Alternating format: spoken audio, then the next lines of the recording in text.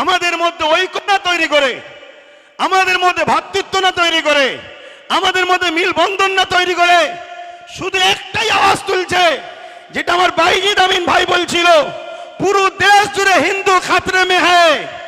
আগামী 30-এ, আগামী 40-এ মুসলমান এই হয়ে যাবে, মুসলমান ওই হয়ে যাবে, হিন্দু থাকতে পারবে না, এ থাকতে পারবে না, শুধু বলছে হিন্দু খাতরে মে হ্যায়। শুনুন আমার হিন্দু ভাইরা, দেশের প্রধানমন্ত্রী হিন্দু, স্বরাষ্ট্রমন্ত্রী হিন্দু, রাষ্ট্রপতি হিন্দু, প্রত্যেকটা রাজ্যের CM Hindu, DM Hindu, BDO Hindu, জজ কোর্টের মেন যারা বিচারপতি তারাও হিন্দু, সেনাপ্রধান হিন্দু, সব জায়গায় হিন্দু থাকার পরেও যদি হিন্দু খাতরে হয়, হিন্দু ভাইদের আন্দোলন করা দরকার। তোদের মতো হিন্দুকে রেখে লাভ নাই, দেশের প্রধানমন্ত্রী কোনো মুসলমানকে করবো আমরা। সব জায়গায় তোরা, সব জায়গায় তোরা, তারপরে বলছে আমরা খাতরাই। তোদের মতো হিন্দু প্রধানমন্ত্রী দরকার নেই, তোদের মতো হিন্দু স্বরাষ্ট্রমন্ত্রী দরকার নেই। আমরা দরকার এপিজে আব্দুল কালামের মতো মুসলমানকে প্রধানমন্ত্রী তৈরি করব, মৌলানা আব্দুল কালামের মতো প্রত্যেকটা রাজ্যে সিএম বানাবো। এটা আমার হিন্দু ভাইদের, মুসলিম ভাইদের, সবাই আমার দেশকে বাঁচাবার জন্য আওয়াজ তোলা দরকার আছে না নাই? শুধুমাত্র একটা ড্রামা, শুধু একটা নাটক, একটা তো কিছু খোরাক দরকার। 26-এ ভোট আসছে, খোরাক তো দরকার। সেই খোরাকের নতুন খোরাক কি না, ওয়াকফকে আমি 2024 ওয়াকফ অ্যাক্ট সংশোধন করব। কি জন্যে করবেন না, মুসলমানরা বড় বিপদে আছে, ওদের ওয়াকফে বড় সমস্যা হচ্ছে। আপনি ঠিক বলেছেন, এই পর্যন্ত শুনছেন তো, এ পর্যন্ত আপনি ঠিক বলেছেন, কিন্তু আপনার ঠিক কথার মধ্যে নিয়তটা কিন্তু ভালো নাই। আপনার নিয়ত ভালো নয়। আপনার নিয়ত কি, ওয়াকফ সংরক্ষণের নামে পীর আব্বাস আলী গোরাচাঁদ রহমাহুল্লাহ হুজুর, যিনি এখানে লোহা তারেতে, লোহা বেড়াতে জানেন না, চাপা ফুল দিয়েছিলেন, তাই এটা চাপা তলা। কথা বুঝে আসছে? সেই পীর বেড়া চাপা, বেড়া চাপা মানে বেড়ার ওপরে চাপা ফুল, বেড়া চাপা। সেই পীর আব্বাস আলী গোরাচাঁদ রহমাহুল্লাহ, তিনার 900 বিঘের ওপরে জায়গা ছিল। 77 বছর ধরে যত হুকুমত আমার পশ্চিমবাংলায় এসেছে, দুঃখ নেবেন না, সত্যটাকে একটু জানুন, তারপরে পছন্দ হয় নেবেন, না পছন্দ হয় না নেবেন। কিন্তু শোনার আগেই কেন খেপে যাচ্ছেন? 900 বিঘে জায়গাকে 77 বছর ধরে একটু একটু খেতে খেতে আজকে সেই জায়গাটা দাঁড়িয়েছে মাত্র 92 শতক। কত বিঘে জায়গা বলবেন তো? 900 বিঘে, 900 বিঘে জায়গা। আমার রাজ্যের হিসাব দিচ্ছি, তাহলে বুঝবেন কেন্দ্র হঠাৎ করে বিল কেন করতে চাইছে। সেটা দাঁড়িয়েছে কত? 900 বিঘেটা দাঁড়িয়েছে 92 শতক, কিছু কম 3 বিঘে। কথা বললেন? 900 বিঘের থেকে বেঁচে আছে কিছু কম 3 বিঘে। এখন মোদি বাবু হঠাৎ করে ভাবছে ওই 3 বিঘেটা তোরা খেতে পারবি না, এটা আমি খাবো, এজন্য বিল বানাতে চাইছে। যদি মুসলিমের সংরক্ষণ দরকার, তাহলে হাজার লক্ষ বিঘে হিন্দু ভাইদের দৌবত্ব সম্পত্তি আছে, সেই দৌবত্ব সম্পত্তি থেকে হিন্দু ভাইদের বিকাশ করুন, হিন্দু ভাইদের শিক্ষার ব্যবস্থা করুন, হিন্দু ভাইদের রুজি রুটি থাকার ব্যবস্থা করুন। আদিবাসী ভাইদের জল জঙ্গলের সম্পদ কর্পোরেশনরা লুটে লুটে বড় বড় বিল্ডিং তৈরি করে ফেলছে। আপনি যদি উপযুক্ত প্রধানমন্ত্রী হন, দেশকে যদি ভালোবাসেন, দেশবাসী সবকা সাথ সবকা বিকাশ যদি চান, তাহলে জল জঙ্গলের দখলকৃত সম্পদকে উদ্ধার করে আদিবাসী ভাইদের শিক্ষা, স্বাস্থ্য, রুজি রুটি, কর্মসংস্থান মূল সুরাতের দিকে টেনে নিয়ে আসুন। না, উনি শুধু মুসলমানদের দরদি হয়েছে। শুনছেন তো নাকি? এদিকে বলছে হিন্দু খাতরে মে হ্যায়, আর প্রধানমন্ত্রী বলছে মুসলমানদের আমি উপকার করব। এই নাটক বুঝতে বাকি নয়।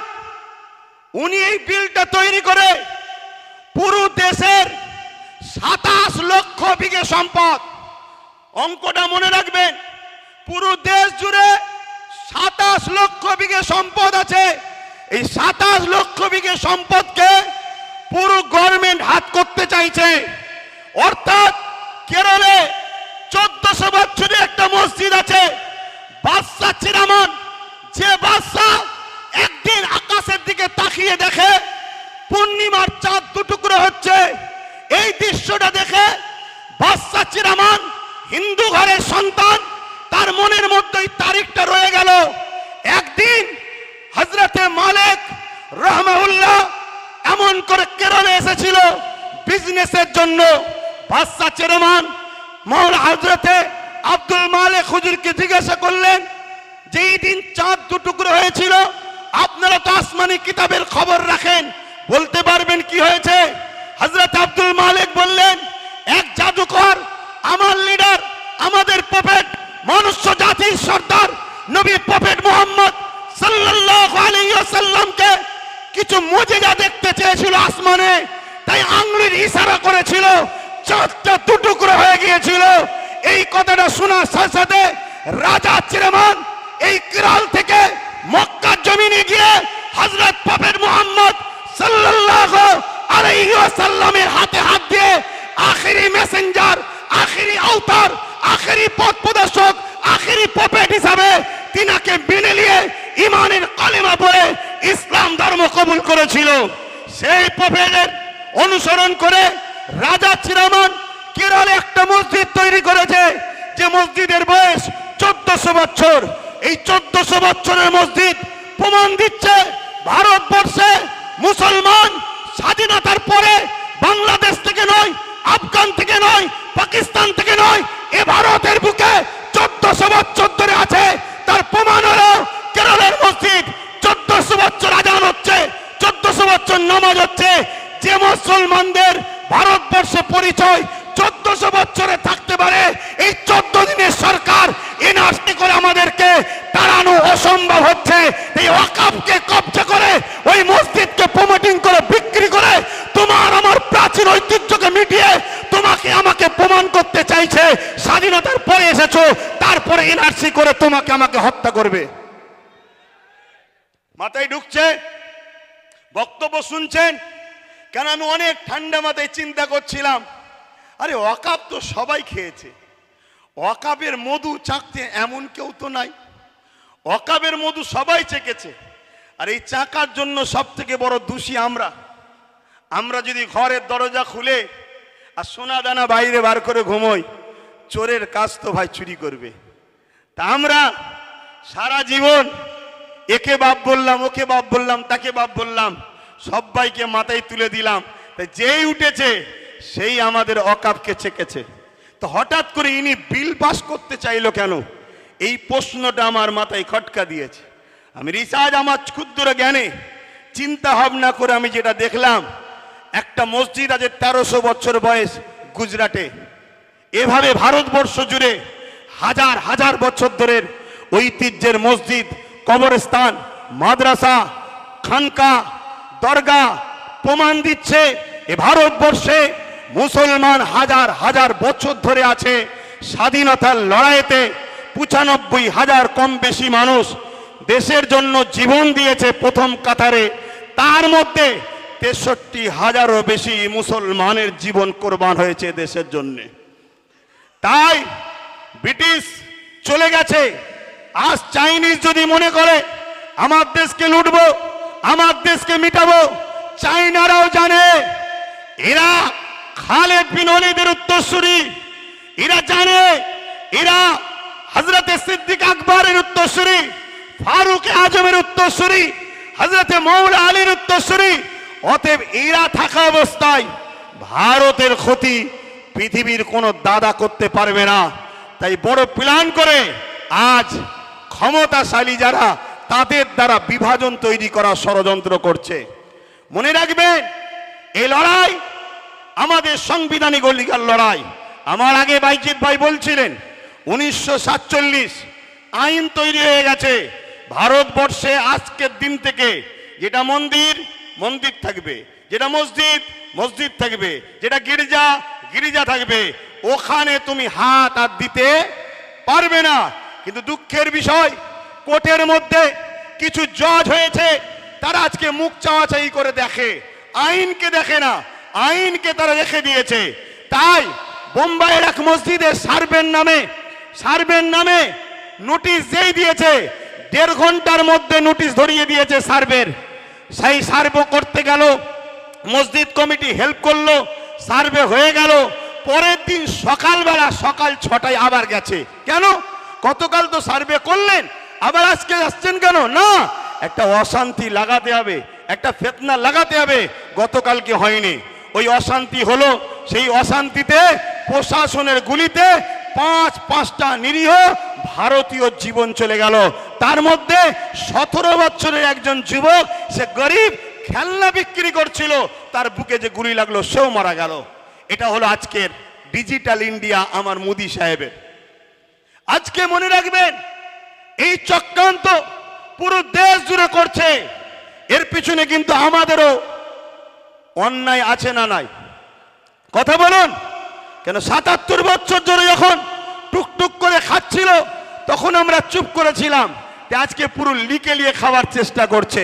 সমাজের বুকে একটা মিডিয়া মাধ্যমে প্রচার হচ্ছে, কিরকম মিথ্যা প্রচার একদল মিডিয়া করছে। দেখুন কি প্রচার করছে। 1995 একটা আইন হয়েছিল, সেই আইনে নাকি আছে মুসলমান 4-5 জন যেখানে দাঁড়াবে, দাঁড়িয়ে বলবে এটা আমার, সেটা ওয়াকফ হয়ে যাবে। শুনছেন? আচ্ছা, এটা কখনো হয়? এটা কখনো হয়? এভাবে সমাজের মধ্যে বিভাজন তৈরি করছে। আরেকটা কথা মনে রাখবেন, আমার ভারতবর্ষের 140 কোটি মানুষের মধ্যে 100 কোটি মানুষ হলো অশিক্ষিত, তাদের পেটে বিদ্যা নেই। এ বিদ্যা দিয়ে হয়নি ইচ্ছা করে, তাদেরকে ইতিহাস পড়ানো হয়নি।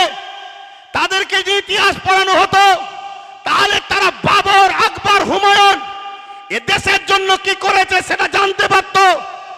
অবশ্যই বাবর, আকবরের সাথে আমার কোনো সম্পর্ক নেই, কেন তারা ছিল রাজনীতির নেতা, আমরা ধর্মগুরুর লাইনের মানুষ।